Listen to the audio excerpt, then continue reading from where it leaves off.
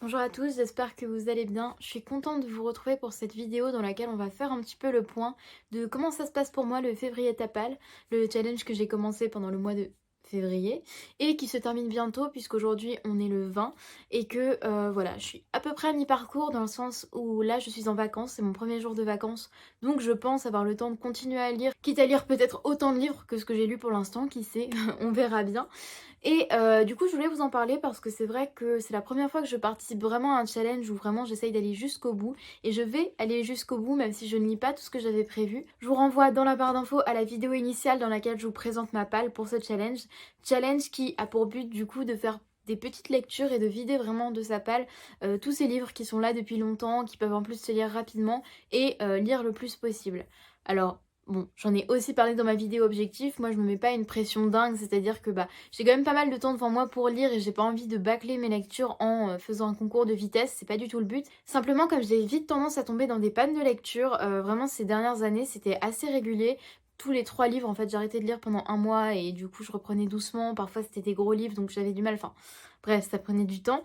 Là ça me permet depuis le mois de décembre en fait, je pense que c'est aussi l'influence de cette chaîne, de réussir à lire et de me dire ok j'ai ce temps pour moi, je vais lire. Ça peut un peu paraître forcé mais c'est pas du tout le cas parce que des fois juste entre deux activités, entre aller sur Twitter et lire un livre, peut-être que la solution vers laquelle je vais le plus aller, c'est aller sur Twitter et finalement faire des tours sur Twitter pendant des heures et des heures sans vraiment stimuler quoi que ce soit là-dedans. Mais au final, juste le fait de prendre un livre et de lire un chapitre, 2 chapitres, 3 chapitres, après je me sens vraiment bien. Je me sens mieux quand c'est un moment où je me sens pas trop bien, où j'ai passé une mauvaise journée, etc.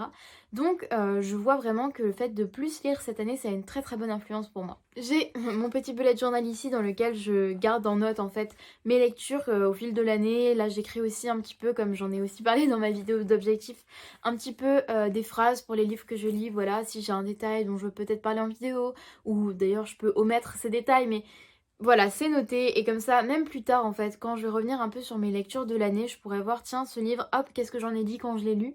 Et je trouve que c'est vraiment bien de garder une trace. Ah, et autre chose dans cette vidéo, j'en profite un petit peu, comme c'est encore un petit peu l'introduction, pour vous dire que je vais aussi profiter de cette vidéo qui est un petit peu plus chill que d'habitude, pour vous montrer mon ex-libris que j'ai reçu aujourd'hui. Ma sœur m'a offert un bon cadeau, donc à Noël, vous l'avez peut-être vu dans le vlog, pour un ex-libris de Morgane Rospard et... il est là-dedans, je l'ai déjà utilisé, j'ai juste remis les éléments à l'intérieur et j'ai trop hâte de vous le montrer, donc ça ce sera à la fin de la vidéo. Bon, déjà pour petit rappel, au mois de janvier j'avais lu 7 livres, ce qui est vraiment exceptionnel pour moi, enfin j'ai jamais eu un rythme de lecture aussi intense en fait et j'ai jamais lu autant en un mois vraiment quand j'étais étudiante, quand j'étais au lycée plutôt on va dire, si je lisais 2 livres par mois j'étais trop contente parce que ça voulait dire que j'avais eu le temps de le faire, mais quand je repense un petit peu à mes années lycée et mes années collège un peu moins parce que je lisais plus, je me dis que j'avais quand même pas mal le temps de lire, mais j'avais d'autres choses en tête, et puis voilà, je m'occupais autrement, on va dire. Je reprends l'exemple de Twitter, c'était un peu ça. Mais du coup, là, j'ai lu 7 livres. Pour le moment, au mois de février, j'en ai lu 9. J'ai jamais lu 9 livres en un mois de ma vie. Bon, alors, il faut aussi savoir que dans ces 9 livres, il y a 3 tomes de Nana d'Ayazawa, qui est un manga que j'aime vraiment d'amour, qui m'a aussi été offert par ma soeur à Noël, et vraiment... je suis passionnée par cette série. Je compte quand même ça comme un livre à part entière dans le sens où le mois de février, donc le février tapal, est justement fait pour ces petites lectures et j'ai eu des lectures qui étaient pas plus longues que ces mangas.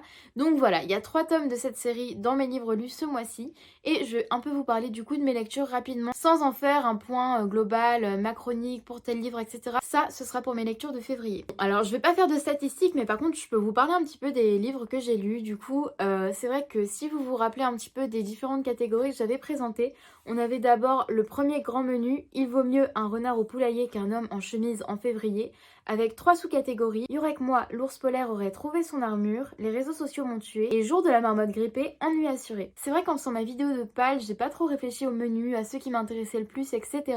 Mais quelque chose que je peux dire, c'est que ce menu, je l'ai pas du tout attaqué. En effet, puisque j'ai lu un seul des livres que j'ai mis dans ce menu, qui est Médécali plus Sodome Madouce de Laurent Godet, donc 2 histoires en un seul roman, donc je compte ça pour un seul roman, et qui fait partie justement de la catégorie les réseaux sociaux m'ont tué. Alors, pourquoi je n'ai pas attaqué ce menu. Déjà en fait quand j'ai attaqué ce challenge, je me suis pas dit voici les menus, je vais prendre un livre de chaque catégorie, voilà. J'avais juste ma pile à lire qui était là devant moi et je prenais les livres que je voulais lire comme ça, enfin voilà. Je faisais vraiment au feeling, je me forçais pas à me dire il faut absolument que je termine cette catégorie. Ce qui fait que c'est vrai que bah, le premier livre que j'ai lu ce mois-ci c'est Médée de Corneille, donc voilà, on reste dans le thème, hein. Depuis le début de ma chaîne je ne parle que de Médée. Médée de Corneille qui était ma première lecture et qui faisait justement partie du deuxième menu. Et après ça j'ai juste voulu, voilà, regarder, ah tiens tel livre, c'est vrai que j'aimerais bien le lire maintenant, celui-là bon pas trop, etc.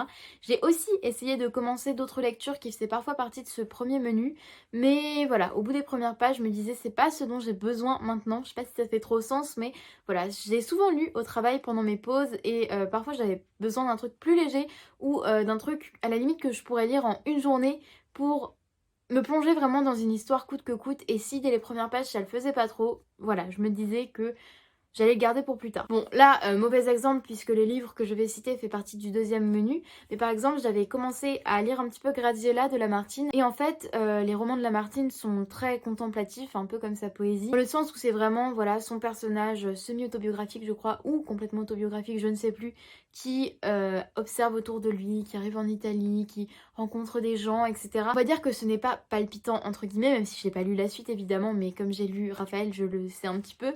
Mais on lit ça pour la plume, on lit ça pour l'ambiance et pour les relations qui vont se nouer. Et c'est vrai que au moment où j'ai commencé à le lire, j'avais pas besoin d'un truc comme ça en fait. J'avais besoin de quelque chose dans laquelle je me sentais vraiment investie. Et c'est pas du tout une critique pour Lamartine puisque j'avais lu Raphaël il y a quelques mois, j'avais vraiment aimé.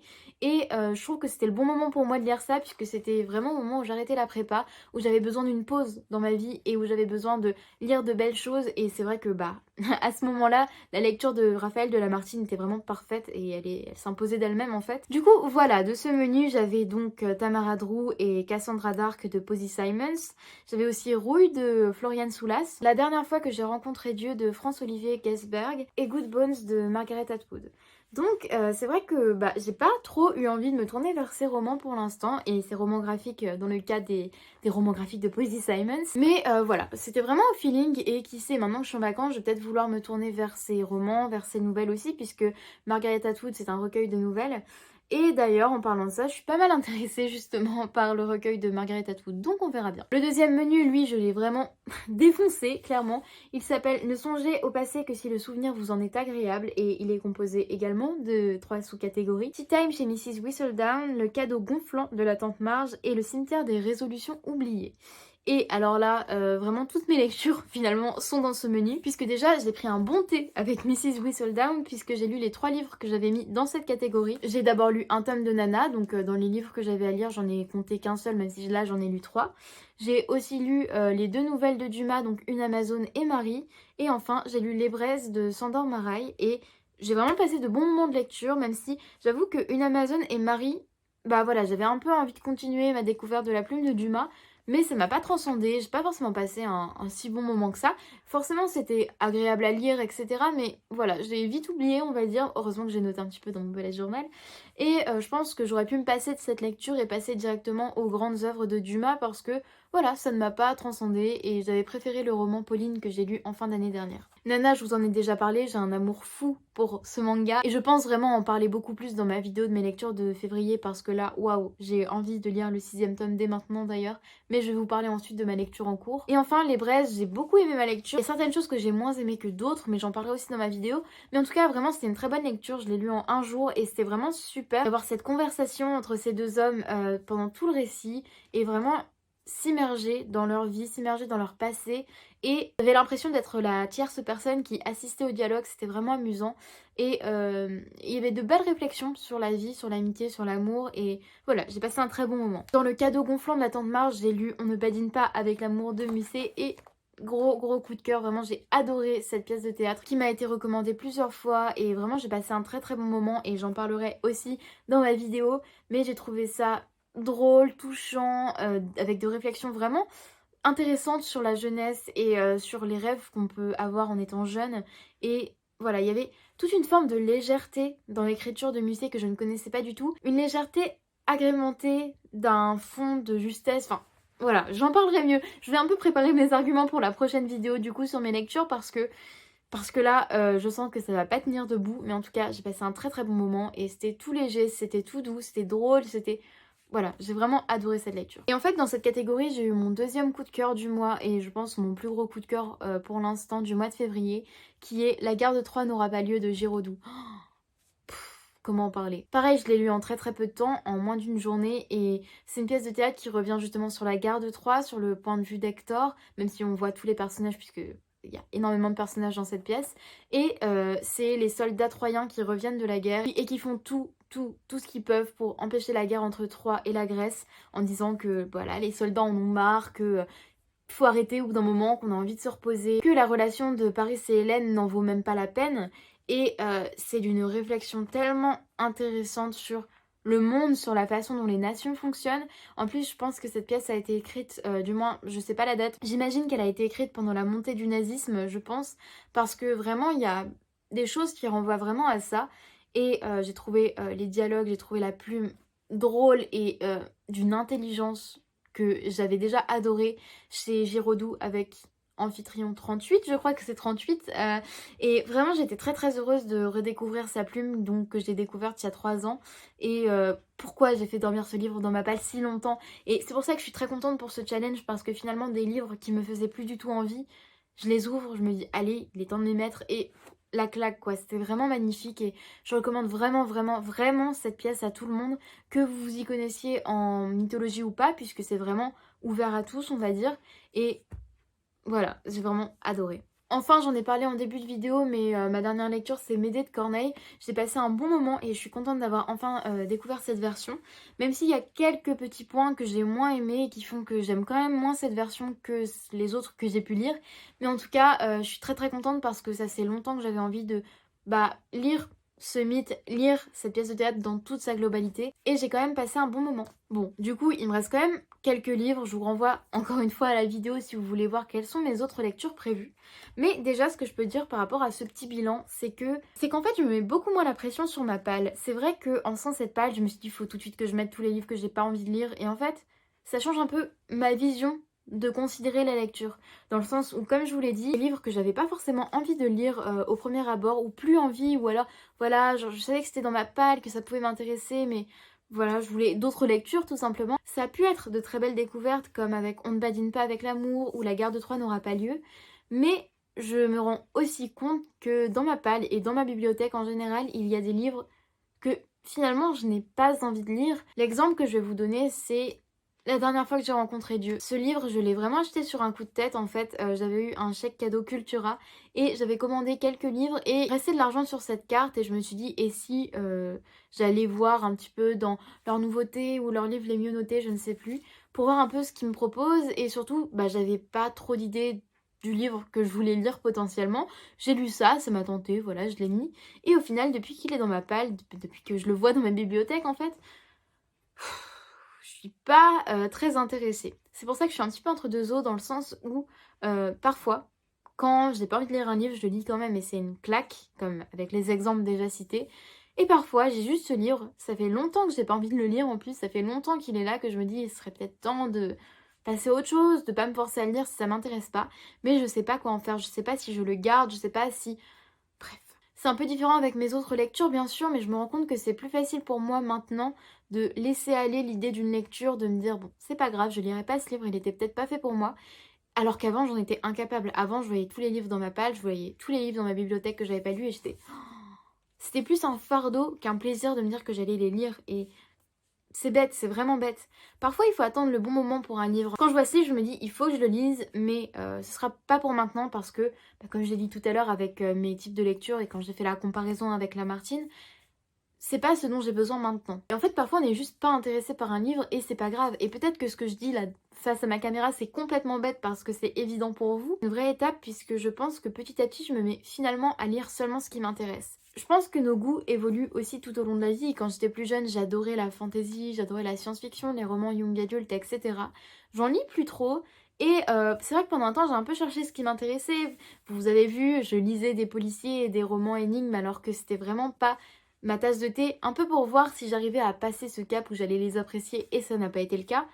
Voilà, on pense notamment à Sylvia de Wordfast. Et maintenant, je m'autorise plus à lire ce que j'ai envie de lire et à mépriser les avis de ceux qui pensent que ce type de livre, ce n'est pas de la vraie littérature, le fantasy, le young adult, voilà, pas de la littérature. Vraiment, je m'en fiche, je lis ce dont j'ai envie. Autre point pour le semi-bilan de ce challenge, c'est que j'ai plus beaucoup de livres dans ma palle en fait, moi. C'est un peu étrange parce que j'ai l'impression d'avoir toujours eu plein de livres dans ma palle et en début d'année, c'est vrai que j'ai fait un petit rangement, des livres que j'avais plus envie de lire, des livres que j'avais envie d'enlever de ma bibliothèque tout simplement.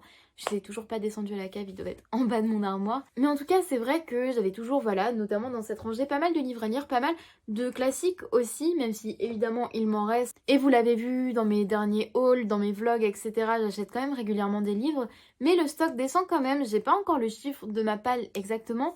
Il y a aussi des livres que j'ai récupérés de ma mère, des livres qui m'intéresseraient, donc ils sont dans cette bibliothèque tout en haut. Des livres qui m'intéresseraient et donc que j'ai envie de garder, mais que j'ai pas forcément envie ou le niveau d'anglais pour lire maintenant, je sais pas trop. Mais en tout cas, je les garde quand même dans ma palle, même si il se peut que je les lise dans 5 ans. Mais ils sont toujours là. Alors que des livres que je me sens lire maintenant, j'en ai plus beaucoup. Bien sûr, j'ai encore quand même quelques bouquins, hein. Comme je vous l'ai dit, j'ai par exemple L'Idiot, mais ça on en parlera dans une prochaine vidéo. J'ai encore des livres de poésie que j'ai pas encore continué, j'ai plutôt des livres de développement personnel ou des essais. Enfin voilà, il me reste des choses, mais en tout cas, c'est vrai que il va falloir que je rachète des livres. Donc le mois de février, c'est le mois du no-buy, donc le mois dans lequel j'essaye de ne pas acheter de livres et j'ai craqué, mais pour ma défense, j'ai commandé des livres pour le prochain challenge auquel je vais participer et je vous en parlerai la semaine prochaine sur la chaîne, donc quand j'aurai récupéré ces livres que j'ai commandés directement dans une librairie parisienne qui me tient beaucoup à cœur et qui se trouve dans le même arrondissement que ma soeur, donc elle pourra aller les chercher pour moi et comme ça je pourrai vous tourner ma vidéo. Et je suis contente parce qu'en fait ces derniers mois de lecture assez intensifs m'ont aussi permis de me rendre compte de ce qui m'intéresse, de ce que j'aime en fait dans la lecture pour le moment. Et notamment à travers ma lecture actuelle qui n'était pas du tout pour ce challenge, je me rends compte que en fait je fais un petit peu un retour aux sources puisque là c'est un bouquin de fantasy, c'est une réécriture de La Petite Sirène, donc je pense pas que ce soit du young adult, je sais pas. C'est un peu entre le young adult et le new adult je dirais, même s'il n'y a pas encore eu de scène. Et d'ailleurs j'aime beaucoup cette maison d'édition, je ne la connaissais pas il y a quelques mois. Desaxus, je ne saurais dire, publie beaucoup de livres on va dire qu'on voit énormément sur la scène anglophone. Ils ont aussi publié Le Prieuré de l'Oranger que je n'ai jamais lu mais dont tout le monde me parle littéralement. Et en tout cas voilà, j'en parlais dans mon dernier vlog et je ne sais pas si ce dernier vlog sera posté avant ou après cette vidéo, mais en tout cas même si ce livre n'était pas du tout dans ma palle, je l'ai commencé pendant le week-end d'Anil qui remonte déjà il y a 20 jours et ça fait en fait 20 jours que je suis en train de lire un petit peu, 2-3 pages chaque soir et là j'ai vraiment envie de le terminer. Donc je m'autorise aussi pour la fin de ce challenge à faire d'autres lectures tout simplement. Et je vous l'ai dit, si jamais il y a certains livres que finalement je n'ai plus envie de lire, c'est pas grave, j'ai quand même lu 9 livres au mois de février, c'est énorme. Et on va donc terminer cette vidéo avec mon ex-libris. J'avais un petit peu montré des images de ce à quoi il ressemblait, donc ça a été livré dans une petite boîte avec le logo de Morgane qui fait vraiment des choses merveilleuses. Je vous reconseille son site mais à 200%, tout est dans la barre d'infos. Alors... j'ai plein de petits documents qui m'expliquent comment l'entretenir, etc. Et je trouve ça vraiment trop cool parce que c'est vrai que je suis un peu emboulée. Mais voilà, je suis trop contente. Il est vraiment merveilleux. En plus, ça a été livré avec, hop, une petite carte de livre à lire et un certificat d'authentification. Donc voilà, tout est bien fourni, tout est là. Bon, déjà, je vais vous montrer la chose la moins intéressante puisque c'est tout simplement, hop, l'encre dans laquelle, hop, je mets mon ex-libris avant de tamponner mes livres et donc voilà, ça a été livré directement donc vous n'avez pas besoin de vous procurer ça vous-même, c'est livré avec et je vais vous montrer un petit peu l'objet qui est trop beau. Donc je n'ai pas encore enlevé la petite étiquette mais en tout cas il est ici comme vous le voyez, donc Ex Libris Mathilde Rennes avec le signe de la balance. Et ma lecture actuelle est le premier livre que j'ai pu tamponner avec cet ex-libris, je vais vous montrer ça. Alors j'avais pas assez imbibé on va dire mon ex-libris d'encre mais c'est pas grave du tout parce que j'aime bien cet effet un petit peu comment dire, ancien, un petit peu séché. J'ai pas le terme. Mais en tout cas, hop, le voilà. Je ne sais pas du tout si c'est traditionnellement sur la toute première page ou sur la page derrière qu'on le fait. Je demanderai à ma soeur qui m'a du coup offert cet ex-libris. Mais en tout cas, regardez, il est pas trop beau. En plus, je sais pas, mais le fait qu'il y ait ça dans un livre qui parle de pirates et dans un livre aussi beau que celui-ci, je sais pas. Pour moi, ça a une signification particulière et je vais pouvoir, voilà, un petit peu signer les romans qui sont en ma possession. Et en fait, j'aime beaucoup le concept des ex-libris parce que ça marque vraiment cet objet livre que bah, plein de personnes peuvent avoir dans les mains parce que voilà, c'est pas seulement un livre qu'on peut lire pour nous, vraiment personnel et ça laisse sa trace et je sais pas. Je sais que certaines personnes, parfois dans des brocantes, en achetant des livres d'occasion, etc., trouvent les ex-libris d'anciennes personnes, voilà, de personnes qui ont peut-être tamponné ceci il y a 50 ans dans leur bouquin et je sais pas, je trouve qu'il y a une magie supplémentaire dans le livre quand on trouve un ex-libris à l'intérieur. Et donc je suis vraiment très contente pour ce cadeau. Je l'aime d'amour en fait cet ex-libris. Et je vais de ce pas aller tamponner mes bouquins. Ça va peut-être prendre un petit peu de temps. Mais donc voilà, merci beaucoup à ma sœur pour ce cadeau, merci à Morgane Rospar qui fait vraiment du travail merveilleux et je vous recommande ça mais encore une fois à fond. Vous trouverez toutes les références en barre d'infos de toute façon, vraiment je vous invite à aller voir son site, c'est vraiment trop bien. Et donc bah c'est un peu tout pour ce bilan du coup, pour ce point sur comment ça se passe le challenge pour l'instant. Je ne referai pas de vidéo de ce type pour le challenge, juste je ferai ma vidéo de mes lectures de février et je reviendrai peut-être un petit peu sur certains détails du challenge, mais en tout cas je passe un très bon moment. Je n'ai jamais autant lu qu'en ce moment, ça me fait beaucoup de bien au moral. Ça me fait vraiment beaucoup de bien, notamment pour mon imagination et pour mon moral, parce que bah, c'est parfois compliqué. Et en plus là, j'avoue que le couvre-feu commence un petit peu à me taper sur les nerfs, même si j'ai la chance de pouvoir quand même me rendre sur mon lieu de travail tous les jours. Et donc voilà, je suis très contente d'avoir les livres dans ma vie, d'avoir cette chaîne également, même si je n'ai pas trop été active récemment. Et voilà, que du positif par rapport à ce challenge, plein de choses que j'ai réalisées également sur ma façon de lire. Et d'ailleurs à ce sujet, l'une des prochaines vidéos sera mon rapport à la lecture. J'espère que cette vidéo vous plaira autant que celle-ci. Je vais vous quitter maintenant, en tout cas j'ai beaucoup aimé vous tourner cette vidéo. Si vous participez à ce challenge, n'hésitez pas à me dire dans les commentaires comment ça se passe pour vous. Si vous ne participez pas, dites-moi quel livre vous êtes en train de lire ou vous avez lu en février, ça m'intéresse toujours. Et moi, je vous dis à très bientôt pour une prochaine vidéo.